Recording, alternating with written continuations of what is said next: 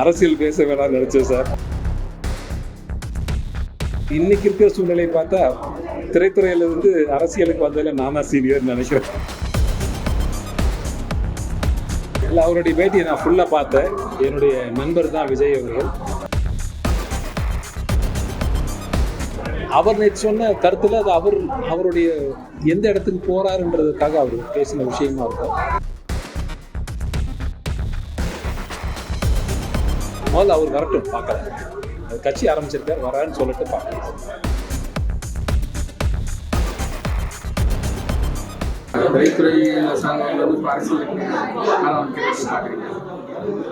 அரசியல் பேச வேணாம்னு நினைச்சேன் சார். இன்னைக்கு இந்த நிலைமையை, இன்னைக்கு இருக்கிற சூழ்நிலையை பார்த்தா திரைத்துறையில இருந்து அரசியலுக்கு வந்ததில் நான் தான் சீனியர்னு நினைக்கிறேன்.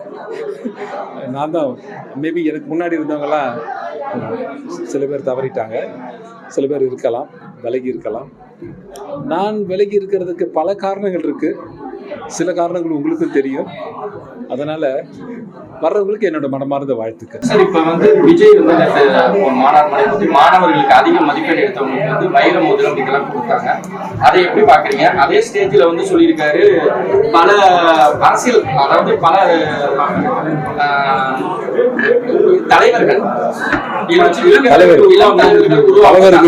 அரசியலுக்கு மட்டும்தான் பொதுவா எல்லாத்தையும் சொல்லியிருக்காரு. அதை எப்படி? இல்லை, அவருடைய பேட்டியை நான் ஃபுல்லா பார்த்தேன்.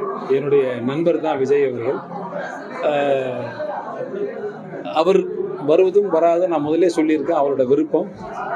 வந்தால் அவருக்கு என் மனமார்ந்த வாழ்த்துக்கள். வரலனாலும் நடிகராக என் நண்பராக இருப்பார், என்னுடைய நல்ல நண்பராக இருப்பார்.